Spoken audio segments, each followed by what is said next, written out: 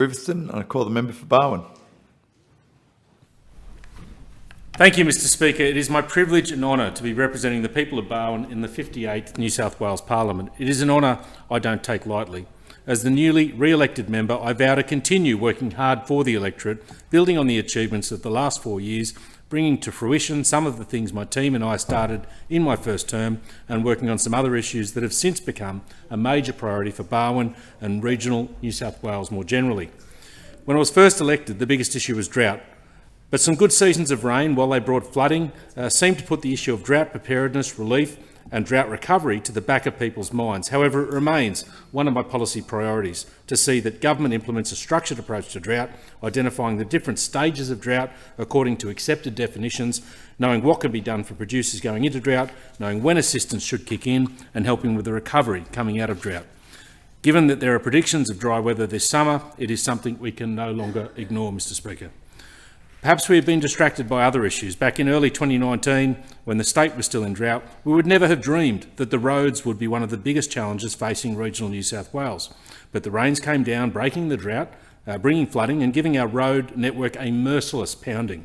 Councils in Barwon were under stress because many who were already struggling financially from the long years of drought were hit hard by paying out millions from their already stretched budget to look after roads. It became necessary to lobby the state and federal governments for funding. But funding is only part of the problem. There is also a need to find the machinery, materials and workers. While councils have done some amazing work repairing roads, they really have, the next step will be betterment, helping them rebuild those roads so they are more flood resistant, so that they don't leave communities cut off by water in the future. The damage to roads and the knock-on effects for rural economies highlighted the disparities between regional and metropolitan areas, but one area where the disparity is most apparent is regional health.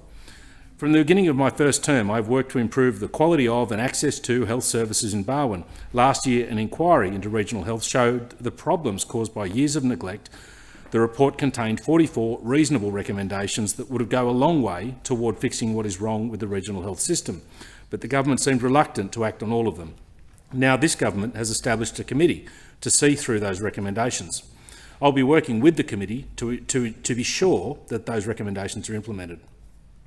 One of the major failings of the health system and more broadly of government services is the lack of accountability.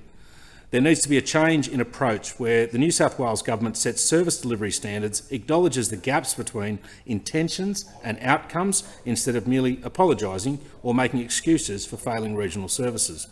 We need to have a government where failure is owned and the resourcing gaps are identified and reported on and addressed.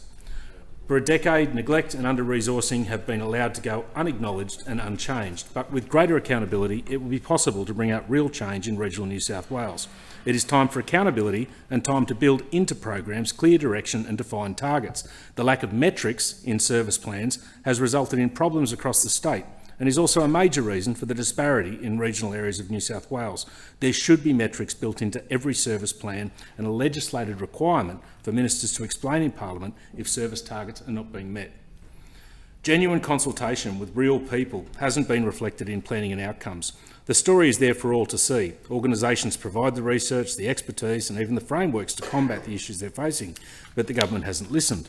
The widening gap in outcomes in health and education, the unstructured, poorly planned approach to many of the key issues facing the bush results in what we see today. Over 3 million residents in New South Wales call regional areas home. The strategy we bring to the next 4 years is hardline accountability and transparency. That means metrics and a legislated requirement to explain if targets are not being met.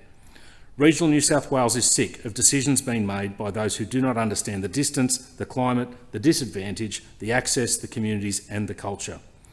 The focus for regional, rural and remote New South Wales needs to change so that we have the resources, support and tools to continue to grow across industry and be recognised as the powerhouse that we are. When all the services are working as they should and when government backs the bush, the people will be healthier, happier and more prosperous. And a prosperous region means a stronger New South Wales. Thank you, Mr Speaker. Well, I thank the member for Barwon.